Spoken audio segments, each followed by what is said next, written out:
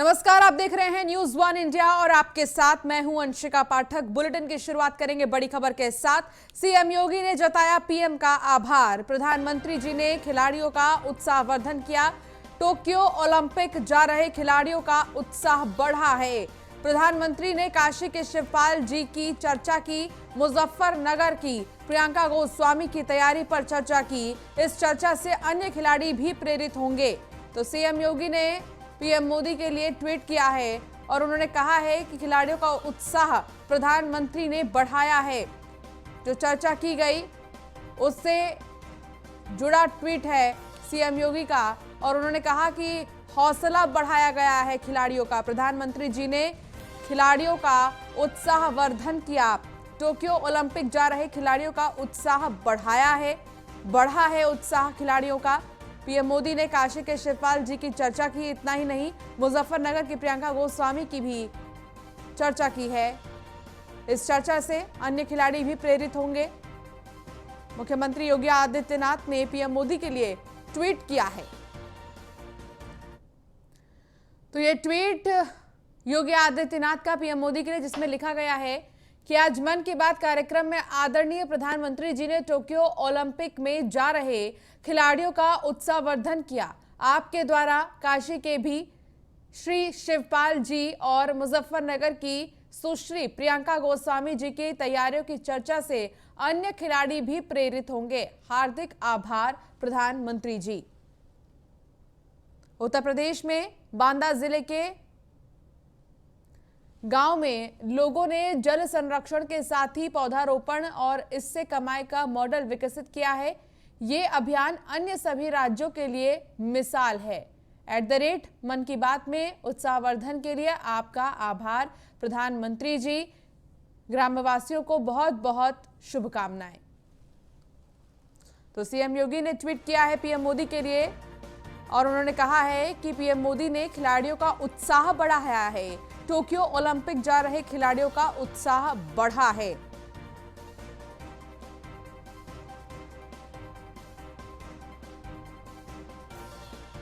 तो इस चर्चा में अन्य खिलाड़ियों का भी उत्साह बढ़ा है। ये मुख्यमंत्री ने ट्वीट कर आभार जताया है पीएम मोदी का।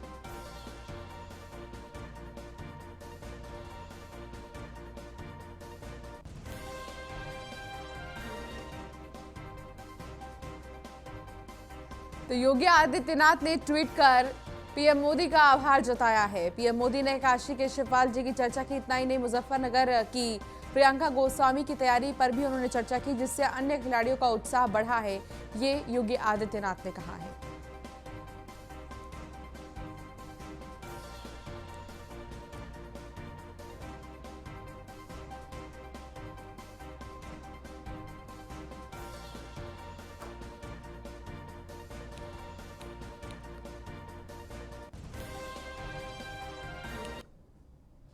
तो पीएम मोदी के मन की बात में मेरठ की स्पोर्ट्स इंडस्ट्री और मेरठ की पैदल चाल की एथलीट प्रियंका गोस्वामी का जिक्र होते ही मेरठ स्पोर्ट्स स्टेडियम में सभी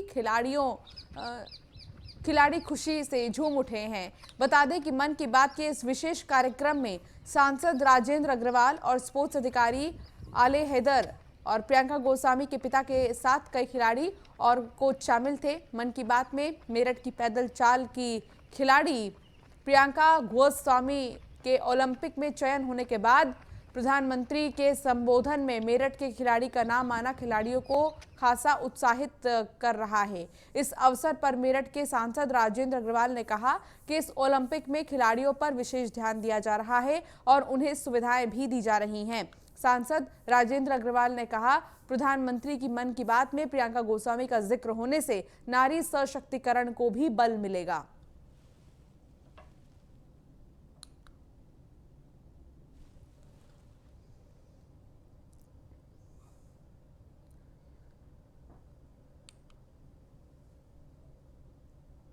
India smart city award contestant में आगरा स्मार्ट सिटी ने परचम लहराया है। माइक्रो स्किल सेंटर के निर्माण और संचालन में आगरा स्मार्ट सिटी को सर्वश्रेष्ठ पुरस्कार से नवाजा गया है। इतना ही नहीं, फास्ट ट्रैक शहरों और दूसरे राउंड में बेहतर प्रदर्शन के लिए भी आगरा को सर्वश्रेष्ठ पुरस्कार मिला है। दरअसल प्रदेश भर में ओवरऑल रैंकिंग में आगरा पहले नंबर पर और देश में 5वें नंबर पर है। स्मार्ट सिटी मिशन की 6वीं वर्षगांठ पर India smart city award contestant में आगरा के हिस्से 2 पुरस्कार आए हैं, तो वहीं अवार्ड मिलने पर सीएम ने ट्वीट कर शुभकामनाएं दी हैं।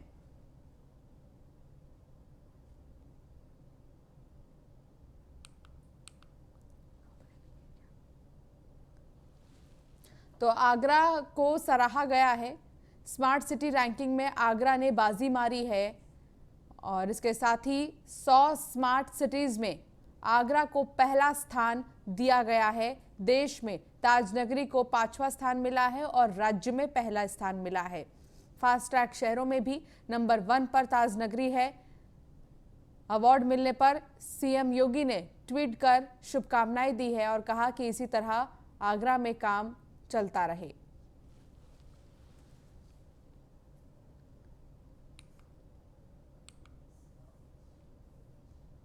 तो उत्तर प्रदेश में सीएम आवास से महज 24 किलोमीटर की दूरी पर एक गांव है जो आज भी विकास से कोसों दूर है। कहने को आज लखनऊ स्मार्ट सिटी बन गया, लेकिन विकास और स्मार्ट सिटी की पोल गांधी ग्राम ने खोल दी है, जहां आज तक ना सड़क बनी और ना ही पीएम आवास योजना का लाभ मिला। तो वहीं महिलाएं भी उज्ज्वला योजना से वंचित हैं। तो जिस तरीके से देखा जा रहा है, यहाँ पर जो सुविधाएं हैं उनकी कमी है, जिसका जायजा लिया हमारे संवाददाता नीलेश चौहान ने। यूं तो उत्तर प्रदेश की योगी सरकार तमाम बड़े दावे करती है कि अगर विकास कार्य हुआ है तो ये उत्तर प्रदेश के मुख्यमंत्री के आवास से महज 24 किलोमीटर दूरी पर ये गांव खलीलाबाद है, जहां पर आपको तस्वीरें दिखा रहे हैं कि आज भी लोग चूल्हे पर खाना बनाने के लिए मजबूर हैं। ये सरकार की तरफ से विकास कार्य यहाँ पर किया गया है। ये देखिए, ये घर है, हम जी रहे हैं 2021 में और ये घर जो है ये 1950 के आसपास की कहानी बयां कर रहा है। देख सकते हैं कि घर पूरा टट्टर से बनाया गया है, चारपाई पड़ी है, गृहस्थी का सामान देखिए बांध के रखा गया है। आगे तस्वीरें गांव की दिखाएंगे आपको। इस गांव की अगर हम बात करें तो 130 परिवार इस गांव में रहते हैं। ये गांव वृंदावन योजना में है, जहां पर आप दूसरी ओर की तस्वीरें देखिए, ये आलीशान फ्लैट बनाए गए हैं, तमाम व्यवस्थाएं हैं। लेकिन ये 50 मीटर आगे की तस्वीरें हैं और जो आप 50 मीटर पहले की तस्वीरें देख रहे हैं वो ये चीख चीख कर कह रही हैं कि यहाँ पर विकास कार्य कितना हुआ। आगे गांव की तस्वीरें भी मैं आपको दिखाऊंगा कि उत्तर प्रदेश की योगी सरकार जिस तरीके से दावे कर रही है कि उन्होंने प्रत्येक व्यक्ति को प्रधानमंत्री आवास योजना के तहत घर की सुविधाएं उपलब्ध कराई हैं। ये देखिए, एक दूसरा घर है, ये व्यवस्था है। इनका कहना है कि कुछ समय पहले कुछ घरों को यहाँ भी तोड़ा गया था। तो ये देख रहे हैं कि ये राजधानी के मुख्यमंत्री आवास से महज 24 किलोमीटर दूर का ये छोटा सा गांव खलीलाबाद।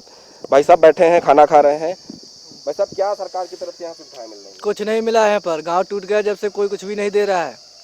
सरकार की तरफ से कोई सुविधा नहीं मिल रही है। गरीब बेचारे, कोई पानी के लिए तरस रहा है, कोई बिजली के लिए तरस रहा है, कोई खड़ंजा के लिए तरस रहा है, कोई राशन के लिए तरस रहा है।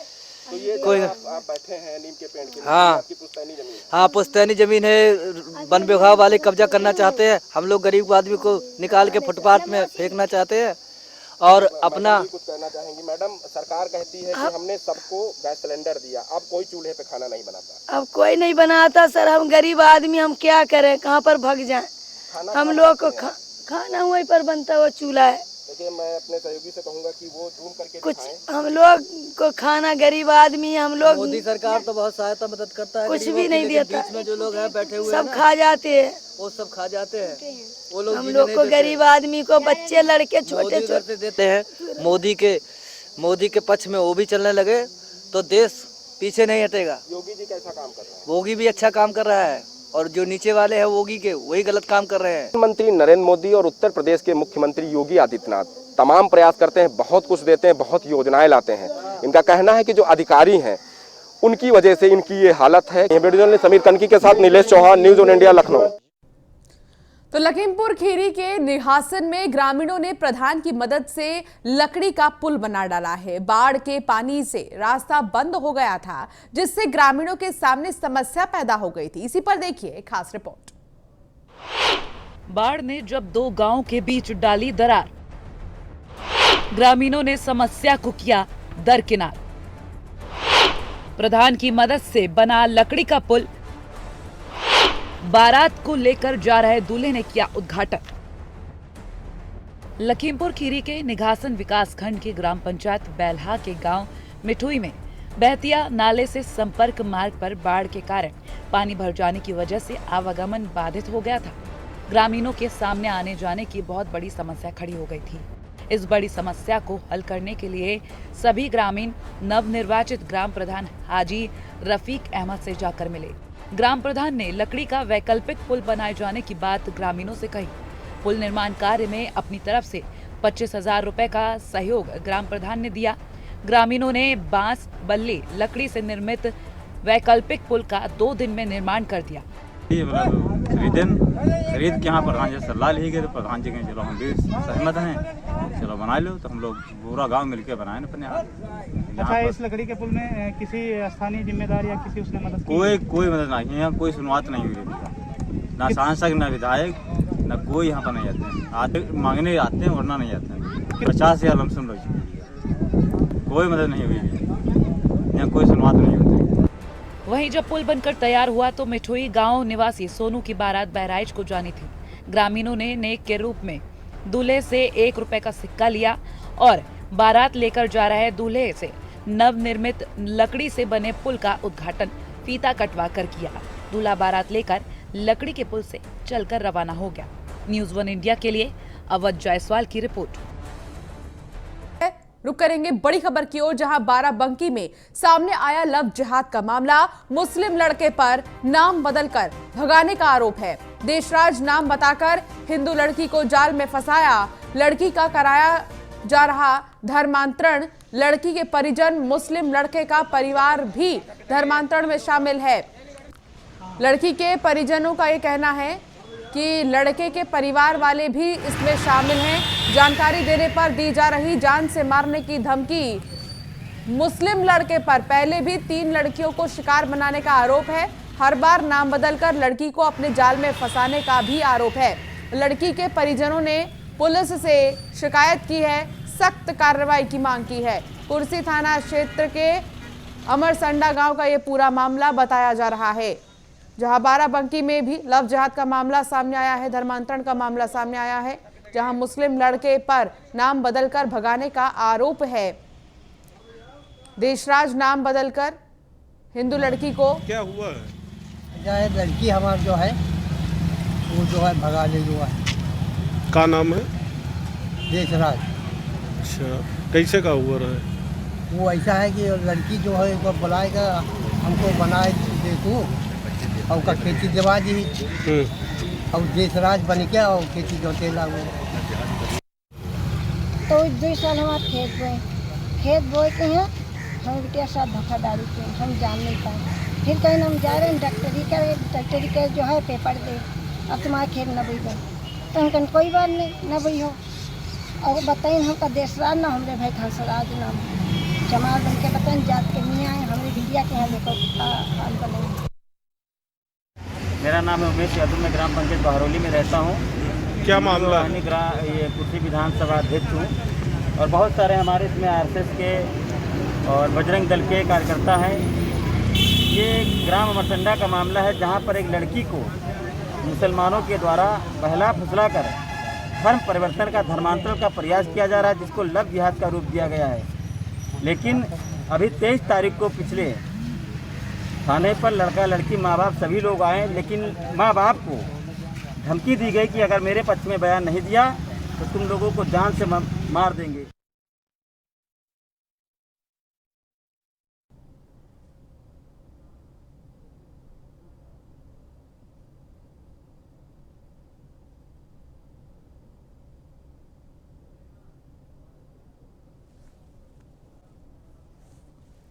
हमारे संवाददाता भोलानाथ हमारे साथ जुड़ गए हैं। भोलानाथ, क्या जानकारी मिल रही है, पूरा मामला क्या है, इस युवक के बारे में क्या पता चल रहा है, कितने लोगों को इसने शिकार बनाया है? देखिए, बिल्कुल बता दें, हम कुर्सी थाना क्षेत्र के अमरसंडा गांव का मामला है, जहां यह युवक देशराज नाम बताकर लड़की के घर पर खेती-बाड़ी का काम देख रहा था, जिसके बाद बीते 2 दिन पहले लड़की को भगा ले गया, जिसके बाद परिजनों ने थाने में तहरीर दी।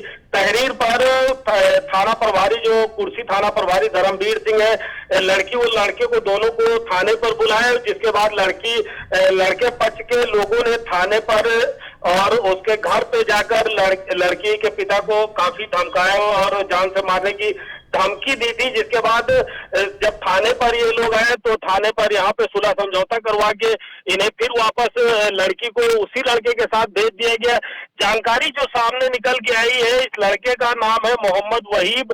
ये पीड़ गांव का देवा थाना क्षेत्र का रहने वाला है, जहां से इसने कोर्ट मैरिज किया है, जबकि मुस्लिम धर्म में कोर्ट मैरिज मायने नहीं रखता। मुस्लिम धर्म में सीधे सीधे निकाह किया जाता है, लेकिन इसने कोर्ट मैरिज किया है। कोर्ट मैरिज में भी लड़की का नाम गलत लिखा गया है, कोर्ट मैरिज में सिमरन नाम लिखा गया है लड़की का। ठीक है भोलानाथ, बहुत शुक्रिया इस तमाम जानकारी के लिए। तो फिरोजाबाद में भी सामने आया धर्म परिवर्तन का मामला। आरोपी ने धर्म बदलकर नाबालिग बच्ची से किया निकाह। थाना रामगढ़ पुलिस ने 3 आरोपियों को गिरफ्तार किया है। आरोपी गुजरात के भरूच में बच्ची के पिता के साथ काम करता था। एसएसपी अशोक कुमार शुक्ला ने पूरे घटनाक्रम का खुलासा किया है। तो पूरे घटनाक्रम का खुलासा क्योंकि अब हो गया है, तो आगे इस आरोपी पर कार्रवाई की जाएगी, क्योंकि फिरोजाबाद में भी धर्मांतरण का मामला सामने आया है। धर्म परिवर्तन किया गया है। आरोपी ने धर्म बदलकर नाबालिग बच्ची से निकाह किया है।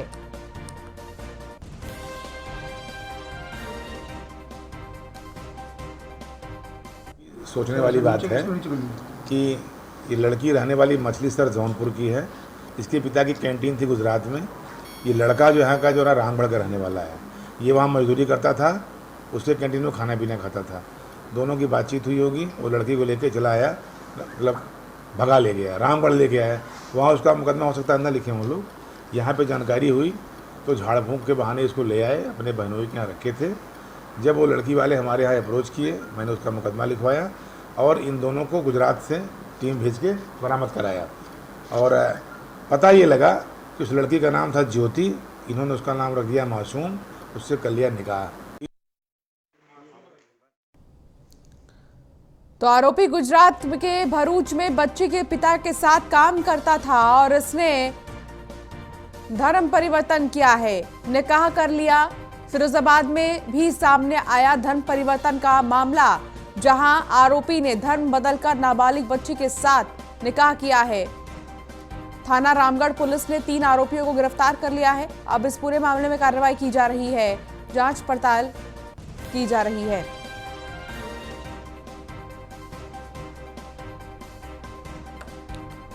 तो फिरोजाबाद में भी धर्म परिवर्तन का मामला सामने आया।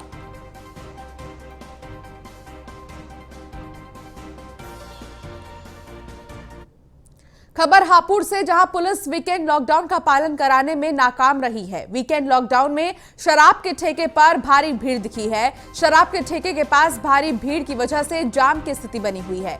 ठेकों के पास ठेलों पर धड़ल्ले से पिलाई जा रही है शराब। थाना हापुड़ देहात के ओवर ब्रिज के नीचे का ये पूरा मामला बताया जा रहा है। तो ठेलों पर धड़ल्ले से शराब पिलाई जा रही है। वीकेंड लॉकडाउन में पुलिस नाकाम रही है। शराब के ठेकों पर भारी भीड़ दिखी, लेकिन इसे कंट्रोल नहीं किया गया।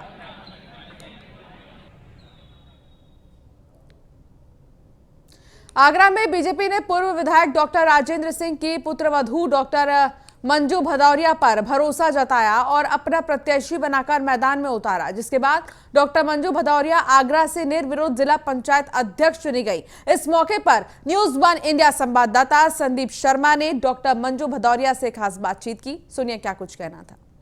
इस समय हम मौजूद हैं मोहब्बत की नगरी आगरा में, जहां पर सबसे बड़ी एक जीत हासिल की है। आपको बताते चले कि जो जिला पंचायत अध्यक्ष निर्विरोध यहां से जो उनके सर ताज पहना है वो है डॉक्टर मंजू भदौरिया।